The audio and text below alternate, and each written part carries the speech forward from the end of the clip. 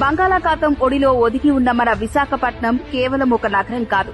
ఇది భారత నౌకాదళానికి తిరుగులేని రక్షణ కేంద్రం.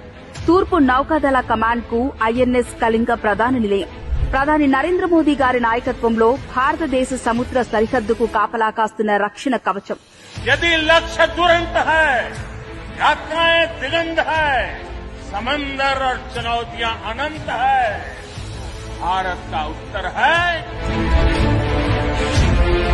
ఐఎన్ఎస్ డేగా, ఐఎన్ఎస్ విక్రాంత్ వంటి అత్యాధునిక యుద్ద నౌకలు, నిశ్శబ్ద జలంతర్గాములు మరియు అత్యాధునిక నౌకాదళ విమానాలకు కేంద్రంగా మన వైజాగ్ మారింది. అబ్బురపరిచే విన్యాసాలకు, అత్యాధునిక ఆయుధాలకు, సముద్ర సంరక్షకులకు, సాంకేతికతతో దూసుకెళ్లే క్షిపణులకు మన విశాలమైన విశాఖ తీరంగా నిలిచింది.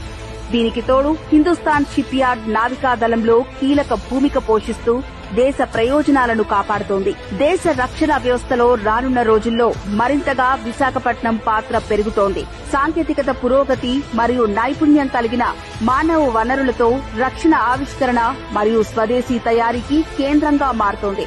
ఇక్కడే భారతదేశ నౌకాదళ శక్తి యొక్క భవిష్యత్ రూపుదిద్దుకుంటోంది. మోదీ గారి సహకారంతో భారత నౌకాదళ పరాక్రమానికి నిజమైన కంచుకోటగా మారుతోంది. మన దేశాన్ని సురక్షితంగా ఉంచుతోంది. ఎత్తైన సముద్రాలపైన మన భవిష్యత్